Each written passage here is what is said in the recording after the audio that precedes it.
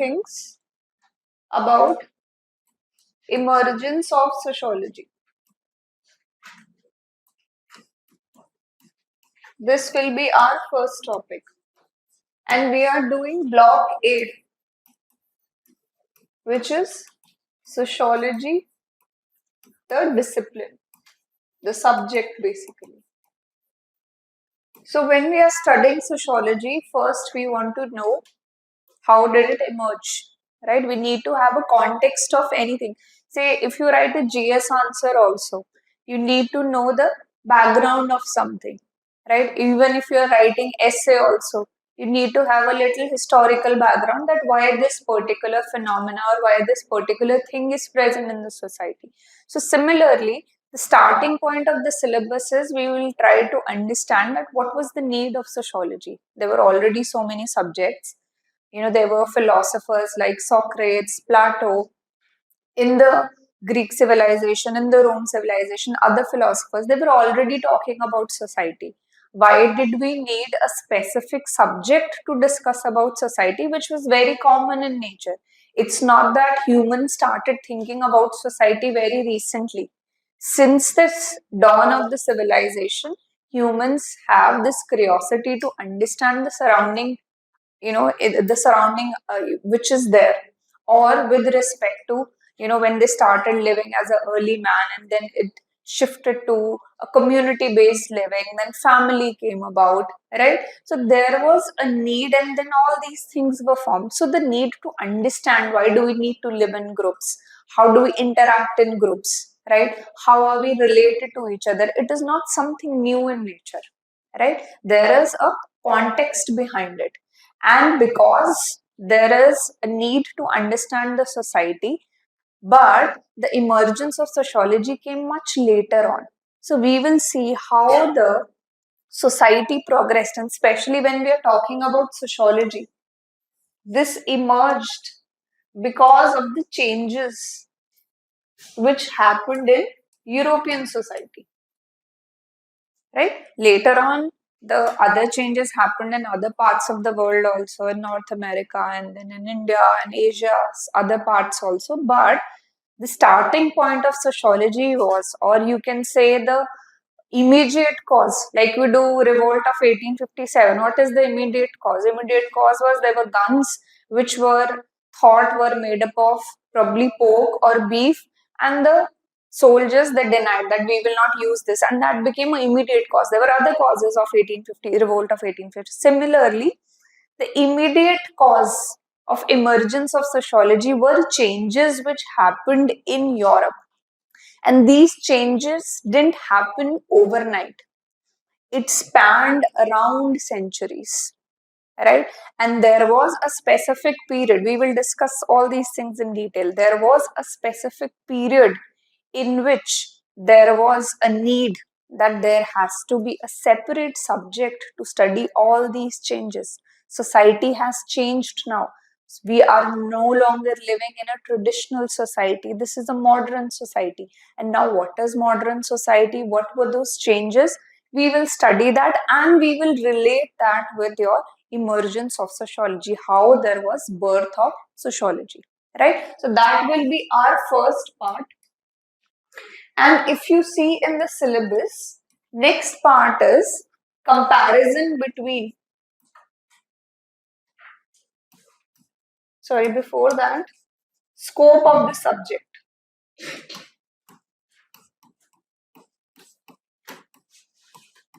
Scope of the subject is, or your scope of the sociology is, the boundaries within which we will be studying things, right? What is the point A and what is the point B? Which all things are covered under the discipline or the subject of sociology. That will be our second part. Third part will be comparison of sociology with other social sciences.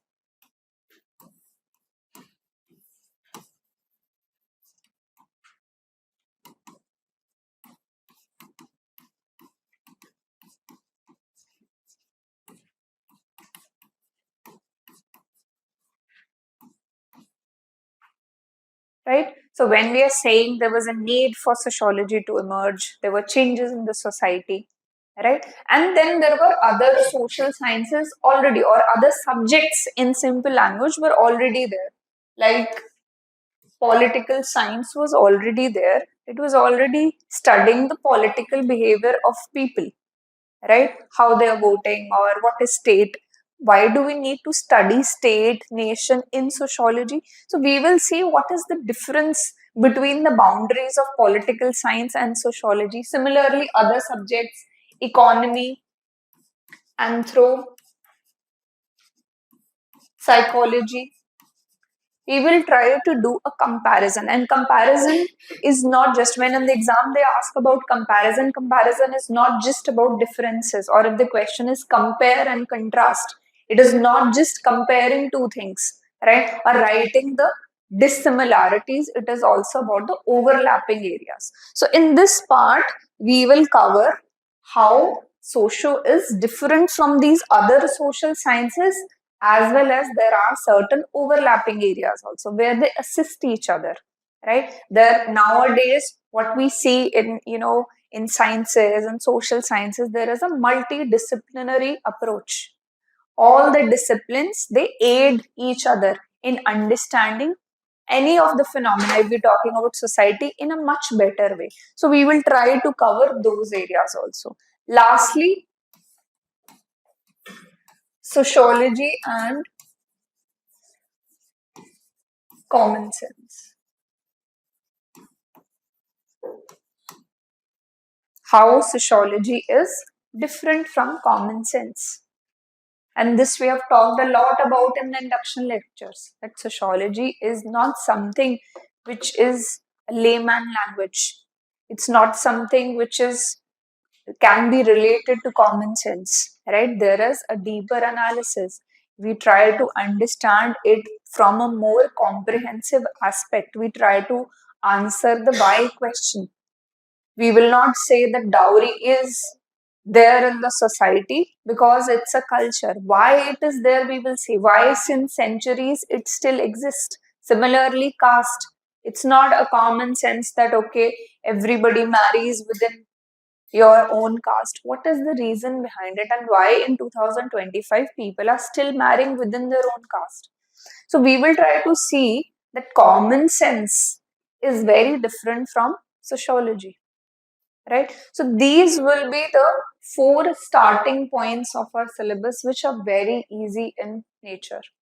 If you go back today and see the previous year questions from this part only, there are two questions which are 10 markers every year. One or two questions are 20 markers, right? So if I see here 20 marks and 40 or sometimes only 20 marks.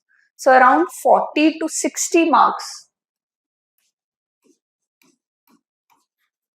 is covered from this very, very easy topic.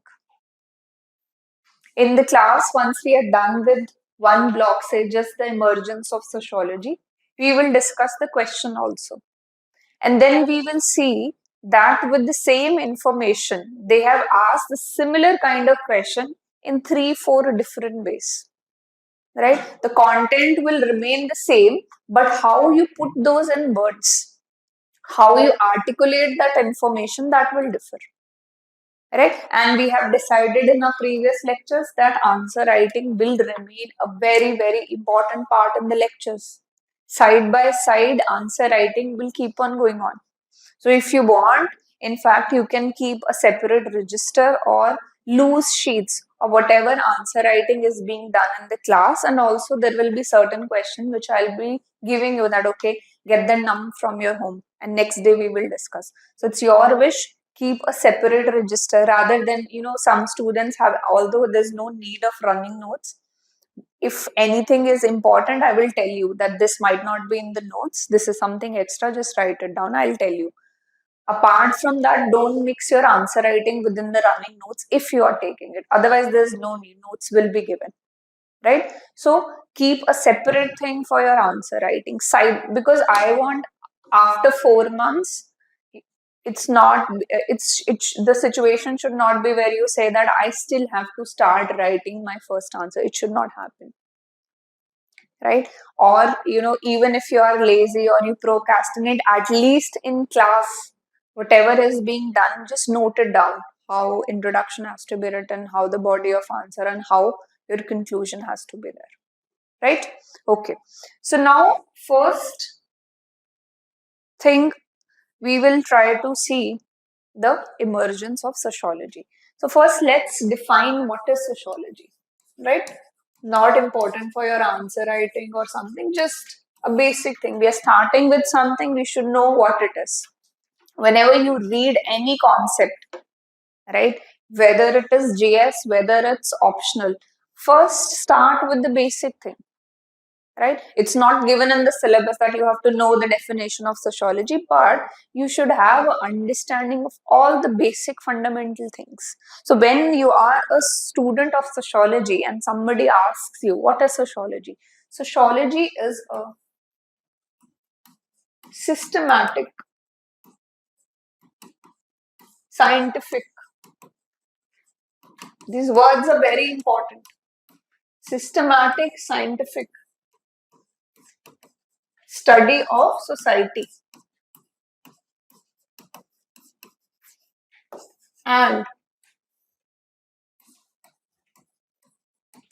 social behavior, right? Or you can say social interaction,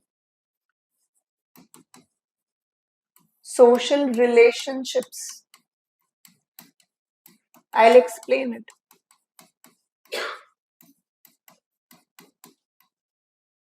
Social processes. Or first we'll do social institutions and social processes.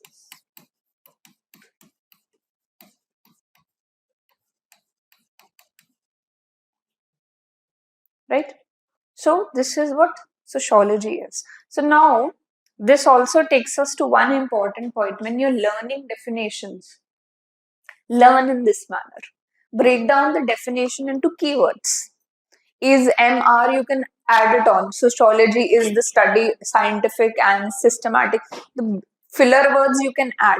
But just pick up the basic terms, key terms, which make the definition. Those you should be remembering. So even if you're making your notes for definition, don't write it in one single line. Just include the basic terms. Okay, coming back.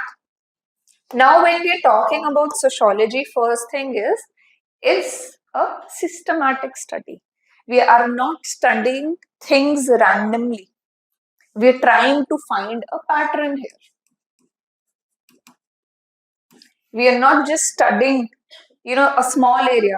Say, for example, we are not just studying Himayat Nagar, right? Or we are not just studying Ashok Nagar. We are studying everything in a patterned manner, right? If we are studying something, we want to study that in a systematic manner, not in a random manner that we pick one person and ask him, what do you feel by caste? And he'll say, I feel caste is not present in India right now.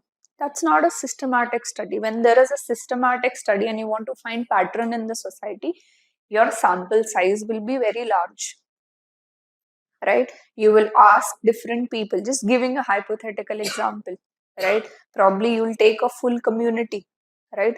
Or probably you will do a survey, your state wise or nationwide, and then you will come on a result. So when we are today talking in newspapers about caste census, why there is so much stress on that? Right? Because if you want to know whether caste exists in the society or it is slowly eroding in the society, we need to have numbers. We need to study it systematically, right? Randomly, one person says caste system has ended, end reservation. We cannot rely on that. We have to systematically see region wise, state wise, right? What are the people's occupation? What is their economic status? What is the social status? How many still practice untouchability, right? How many have broken through their hereditary occupation? There has to be a systematic study based on certain parameters, right? Then we will say the study is done in a patterned way or a systematic way. It's not random in nature that you picked up one person, asked him something, and then made a general theory. That we are not doing. So sociology, first of all, is systematic in nature, which I gave you an example of caste census. That's a systematic study of caste, right? Along with systematic, it is scientific in nature.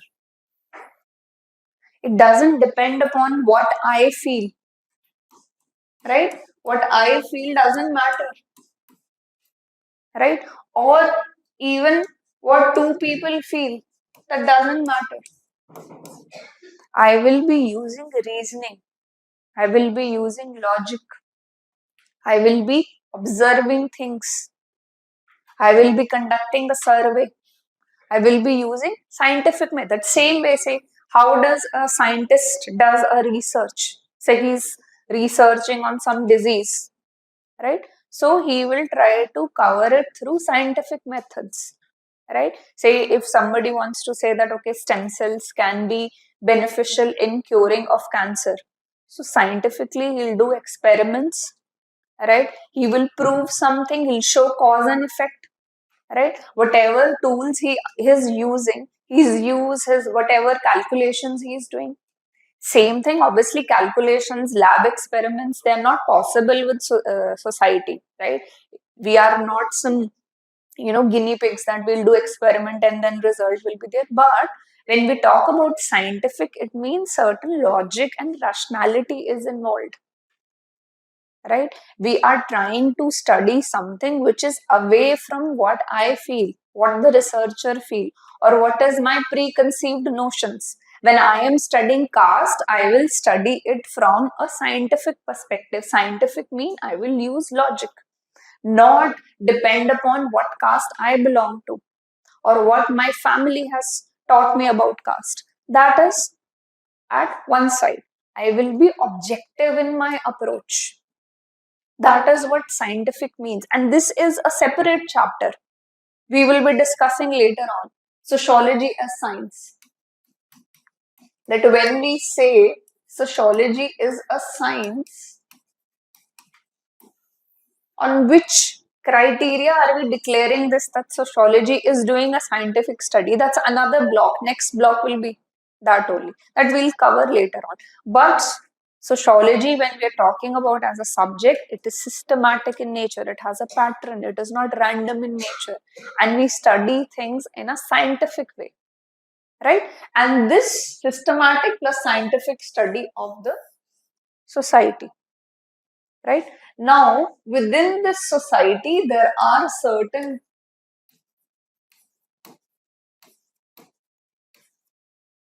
phenomena which are happening.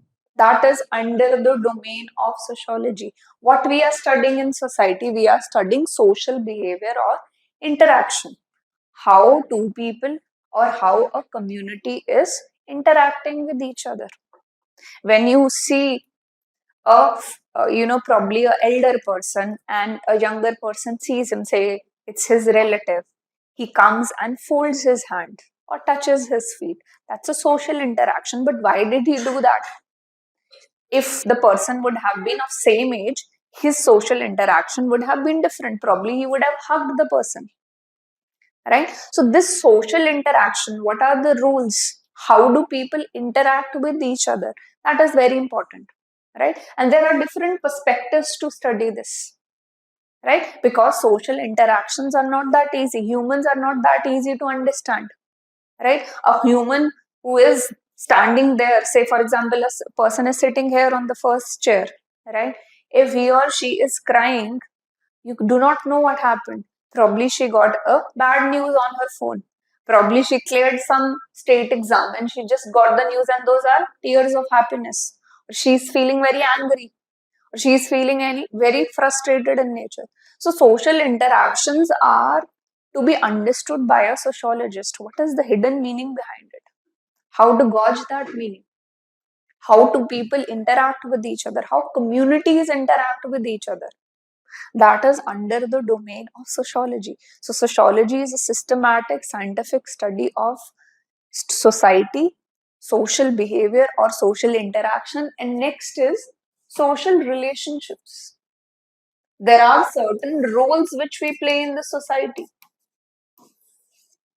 Role of a mother, role of a teacher, role of probably an aunt, and these are important in nature. We need to understand what is the role in our society. Roles are not random in nature. Say when we'll do kinship system, there, when we read kinship system and we talk about kinship system in North India, kinship in simple terms right now, understand it as our relatives beyond our, immediate family of your siblings and your parents, right? So in North Indian marriage, there is an important role of your mother's brother in the wedding. He's the most, in fact, the first invitation of wedding goes to that person. So there is certain rules behind it, right? And there is a role of every particular person in the society, right? If a woman is there, she is a daughter also, she is a wife also, right?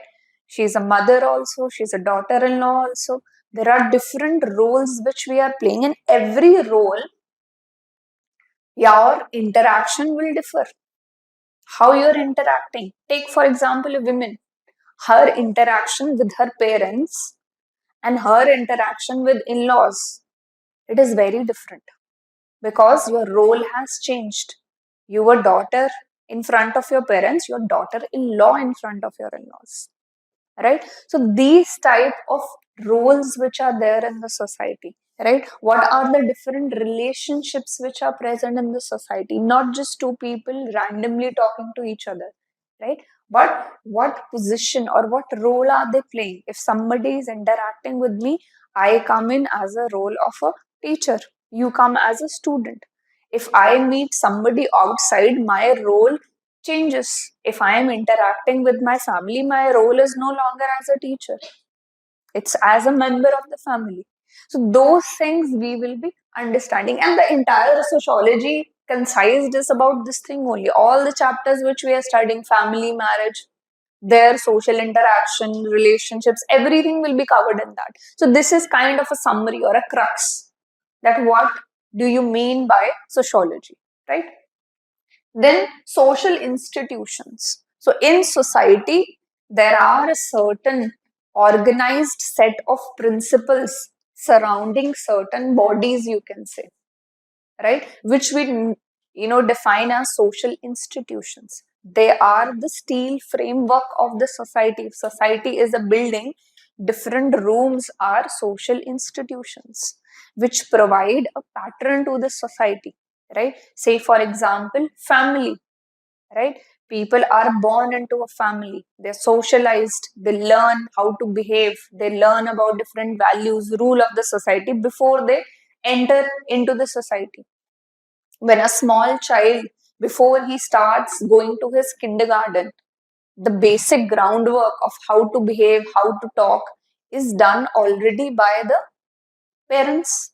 So it's a steel framework, it's an institution, a set of organized principles.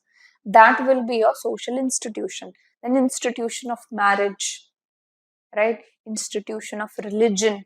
We will do all these things in detail. The whole syllabus is about this only, right? So marriage, family, kinship, religion, economy, polity also, when we'll do power and politics.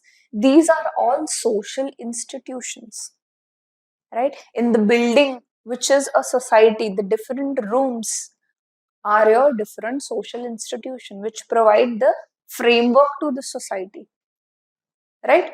Then we will cover, there are certain social processes, interactions over the time. When they form a pattern, they turn into social processes, like the process of socialization. It's not just random interaction between father and son or mother and son. There is a pattern there which is present in the entire society. Every father or every parent will be interacting in a certain manner with their children. Way of interaction might differ, but that is a set interaction which does happen. which takes the form of socialization, which is a social process, right? Or in a society, social change happens.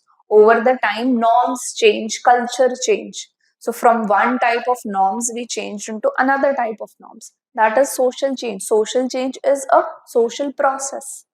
So a phenomena or a patterned interactions which happen in the society, they are known as the social processes, right? So this is just a brief introduction about what is the subject or how do we define the subject, which is very important so that you have an idea that whatever we are studying in the next 4 months will be around these particular things. These terms will keep on repeating again and again. I will explain you, right? And whatever these terms I have explained today, you will get a handout. They will form a Telegram group. I think by evening they'll form. They will add you in that group and you will have all the material which I feel apart from the revision sheet I have already shared of this chapter. It is there on the group. I'll again reshare it. The comprehensive note also by evening you will get. Apart from that, here and there will be certain value addition things which I feel which are outside the notes or outside the syllabus, but you need to have an idea, so you will get that. But in the class, just try to understand things. Your main focus should be listening to me, right? So, are we clear what is sociology, right? So, it's a systematic and scientific study of society and your social interactions, social institutions, social processes, and so this is what sociology is all about, right? Now, the next thing or the main thing when we start the syllabus is that how did sociology came into being, or what is the story behind the emergence of sociology as a subject. So just write down this quote. This is very important.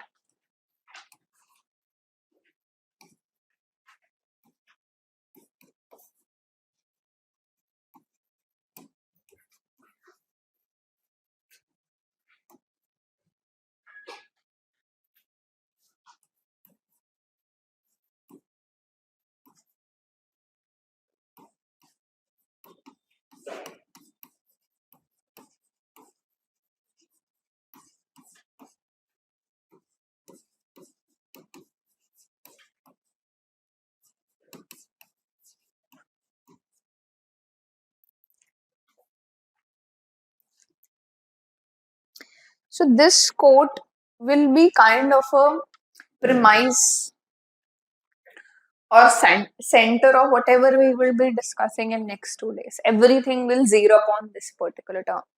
So the quote is, ideas are not born in vacuum, right? They are born out of womb of your social reality, right? What does this quote means is that when we are talking about any idea which emerges in the society, it is not by some vacuum where there is no air, no pressure, nothing is there. It means that there is no ground for it. It doesn't appear from thin air, right? That one day a particular thought or an idea emerges from through magic. Like somebody clicked like this and some idea started emerging. It emerges from the womb, right? Like a child emerges from the womb of a mother. Idea emerges from the womb of social reality, or what is the social conditions which are present, right? So I'll just explain it. So whatever ideas are present in the society, it is directly proportional to the social conditions,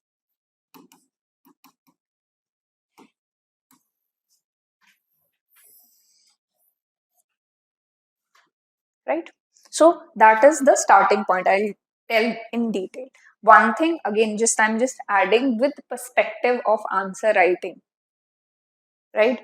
You will get most of the, I think in the last 10 years, there have been 5 to 6 questions about emergence of sociology. right? For that, the introduction can be this quote, right? They will ask you, there are two, three types of questions which we will be doing. How did Renaissance led to emergence of sociology? How did Renaissance and Enlightenment led to emergence of sociology? How did Industrial Revolution and French Revolution led to emergence of sociology? These are the three type of questions where they will keep on repackaging, give you certain quote and ask. Now, for all these questions, you can start with the introduction, that ideas. Sociology, if you see, it's a kind of an idea to study society. There are different ideas. Marx will say something, Durkheim will say something, different thinkers will say different things. So those ideas didn't emerge from thin air. They were they emerged because social conditions were such. Now the question is asking about Renaissance or asking about Enlightenment or Industrial Revolution, French Revolution. We'll cover all these things. Your introduction will remain same. You are giving a context. If you want to define what is Renaissance or what is Enlightenment, that is a different thing. But a better way, because the question, whenever there is a question about emergence of sociology, start with the introduction which tells that ideas, they are directly proportional to the social conditions of the time. Before we move on to sociology, that what were the conditions, that when we are talking about emergence of sociology, that there was a need that a subject should be there to study society. It lay in the social conditions of European society.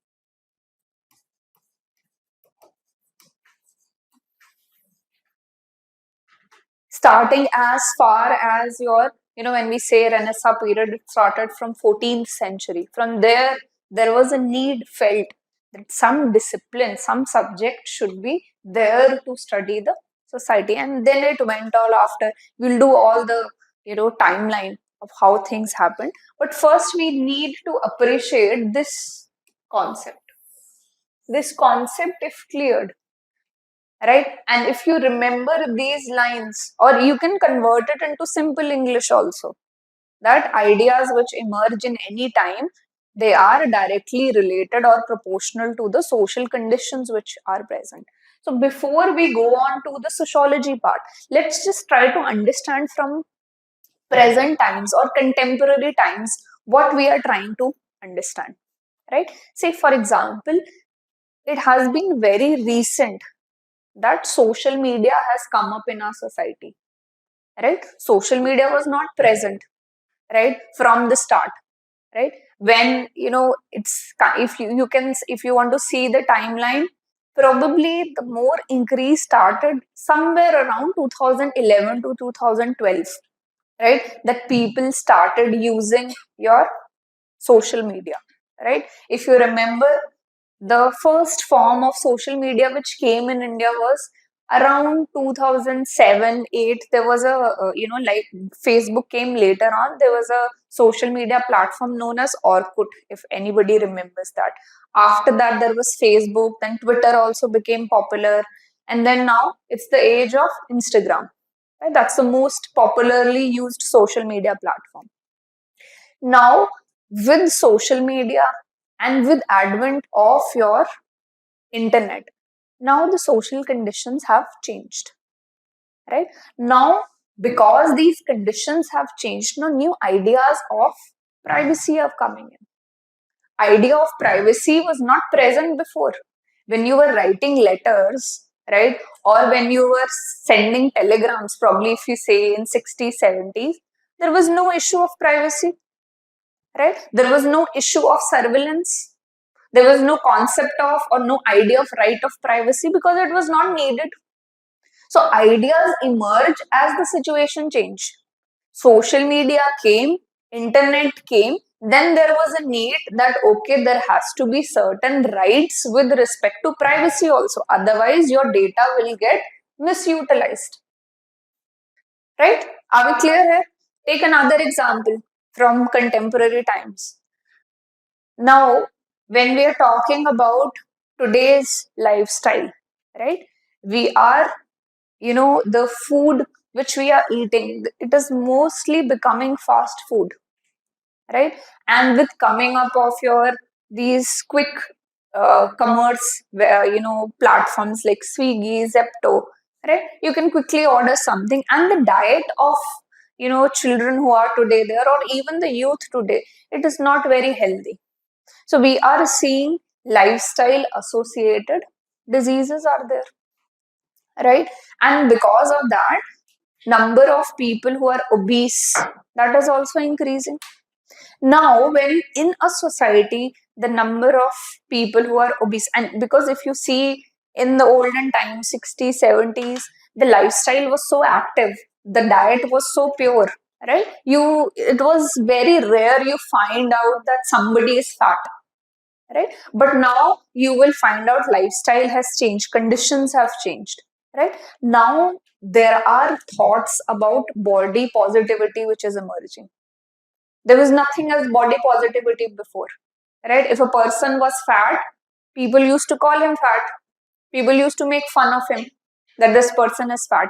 But now, as society is increasing and we are having people who are suffering from lifestyle diseases, or they're not, because there are certain people who genuinely try and they're not able to lose weight. They have certain hormonal problems. Like in women, if you have PCOD, it's very difficult for you to lose weight. Now the conditions have changed, thoughts are becoming different. That we need to have body positivity. That idea is emerging, right? That while we are on the process of losing weight, we have to be confident within our own skin. That even if I'm fat, I'm confident, I'll wear anything, right? I will not shy away from going out wearing particular dress just because I'm fat. So the ideas which emerge in the society, may it be privacy or may it be thoughts about your body positivity, they will emerge depending upon the social conditions. No idea emerges out of vacuum. Today, if we have ideas of environmental justice, right? Or if we have today Greta Thunberg talking about climate change, this has happened in recent times, right? Why does the idea of environment justice emerged in the last 10, 15 years? Because the conditions are such. Global warming is happening. There will come a time where we will surpass the 2-degree temperature on the earth, which is very harmful for every life on the earth, may it be plants, may it be animals, may it be human beings. So ideas which emerge in any society, they will be directly proportional to the social conditions. They don't randomly appear, right, in the society. If today we are talking about, there are ideas about mental health. Why it is? Because the life today, the condition of life is very stressful. It's filled with anxiety, right? Study pressure, job pressure, social media pressure is also there. That somebody is enjoying his life, I am not. Somebody is getting married, I am not getting married. So the conditions of life today, they are more anxious in nature, more stressful in nature, right? And in fact, a few days back I was watching one video which said that human brain was not formed to get this much information about world over. Today when we open any any website or any, we read any news, we get to know everything, that somebody is dying in Gaza, somebody is dying in Ukraine, right? Somebody's died in some mass shooting, right? So the entire day you start with certain negative thought, and that video said humans were not made to have such information. Social media is just giving them an overload of information, and which is leading to mental health disease. So now the social conditions have changed, and that is why ideas about the importance of mental health is increasing. In the previous societies, or even if you today talk to your grandparents or parents, they don't know this concept that mental health is important, right? If somebody wants to go to a psychologist or a psychiatrist, it is not something he is talking because he's mad, right? They equated going to a psychiatrist or a psychologist mean person is mad, right? Sometimes if you have stress, you want to talk to somebody, right? You're not understanding in which direction your life is going, you're anxious, you get panic attacks, you consult a psychologist. So, but these ideas around the importance of mental health emerged only when the social condition and the society changed, right? You cannot expect a person living in Stone Age talking about that I'm very stressed today. How he will be stressed? There is no work. He gets up in the morning, whatever he gets in the forest, gets for his family, eat and sleep. That's it. That's the lifestyle. So the idea of mental health was not there since the start. Once the society changes, once the conditions in the society change, the new ideas start emerging. Right? So this is a little bit of context before we try to understand about sociology. Right? If we see sociology as idea about the society, we need to understand what were the social conditions which were present during that time. What happened in the Europe? What was the European society like that it necessitated that now we need some ideas about society. We want to understand what is family. We want to understand what is the institution of marriage. Right? We now want to understand how social change is happening, how people are interacting with each other. How did this happen? This happened because there was centuries spanning changes happened in European society, which culminated in the birth of sociology as a discipline, as an idea, influenced by the surrounding social conditions. Are we clear here? Did you get an idea? So before that, whatever I said, that was just for the understanding. Right? You will not need it in your exam, but this concept should be clear with you. Because if this concept is clear that ideas are directly proportional to social condition, any question with respect to emergence of sociology comes, your introduction is sorted. This is a context you are giving about what to expect, right? You cannot itself write in the first line that industrial revolution, French revolution led to emergence of sociology. That is not an introduction. That is a judgment. Judgment should not come at the first. See, when you are writing introduction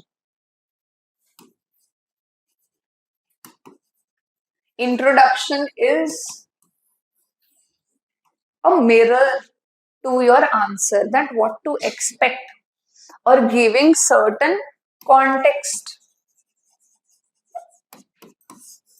When you talk to someone, if you want to talk to me, say for example, there is a new student, he or she wants to talk to me, you will not straight away tell your problem or your issue. First, you will introduce yourself that, okay, my name is this and this is my educational background, and then you will start with your question. So, similarly, introduction is like telling hello to someone, giving a context about it.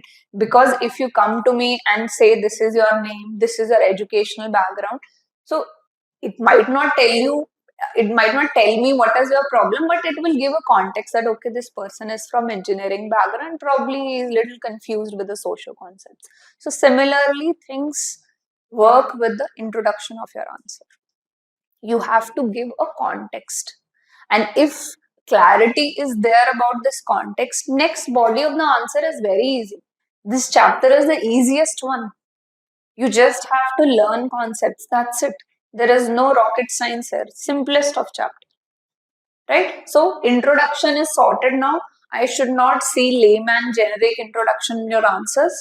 Any question about emergence of sociology is you can start with this. Right? Then I will give you 2-3 combination of introductions.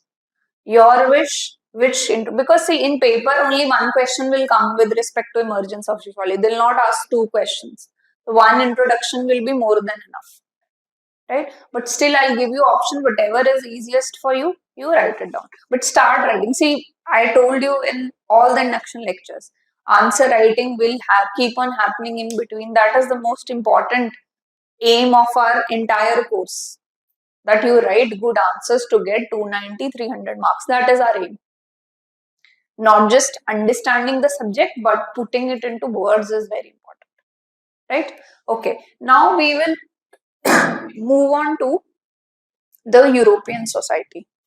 We will try to see, and this part is a little bit related to the world history, right? We will try to go back in the European society as back as your 8th century BC. We'll start from there and try to see how the European society progressed, how new social conditions emerged. Now, this thing should be crystal clear to all of you. Whatever we are studying, even if we are studying Renaissance, if we are studying Enlightenment, have you, any one of you have done your world history?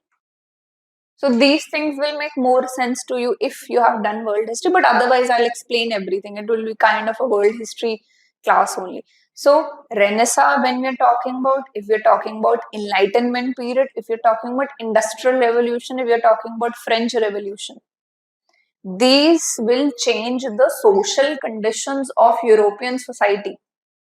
How did these things change the social condition of your society, and how it is related to the birth of sociology? This is our lecture for the next 1 hour. Right? We will go slowly, and but first we will start from the 8th century BC part. Right? Starting of the, not starting, I would say, it's before we move on to Renaissance, we need to see the conditions before also. Right? Okay. Before I move on to there, I just want to make few things just clear so that you have an idea. See, we will be covering emergence of sociology. Now, this scope of subject and comparison with other social sciences. This topic, although given in the first block, but it is understood better when we are done with thinkers or some part of sociology. How will you compare sociology with anthro if you don't know what is sociology? You will know what is sociology only when you cover certain thinkers part, right? Or we cover stratification. So these topics we will do later on. I can do it now also. I did it at the start for the last batch, but I realized people will, our students will understand it in a much better way if other parts are done. If you know what is sociology, then you can compare it. Boundaries of the subject, once you're done with the subject, then you can know what are the boundaries. If I'll give you certain concept and you have not heard about it before, you will not be able to learn these things. So we will do these two topics when we have substantial knowledge about sociology. Then this will be a cakewalk. It will be the easiest thing you will cover. But before we do it, you need to have certain context. So we will cover emergence of sociology and common sense. These two parts we will be covering in the first block. Please don't worry, every part of the syllabus will be covered.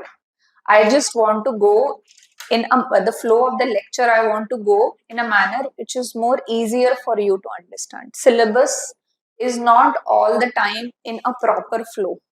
Sometimes there are concepts which are better understood if you do the other chapters before, right? So we will be moving in a flow. It will be according to syllabus, but within syllabus, I will see which will make more sense to you, which is more easier to understand, and then we'll move on to the other concept. But about the completion of the topics, each and every word which is given in the syllabus, we'll be covering everything. You don't have to worry about.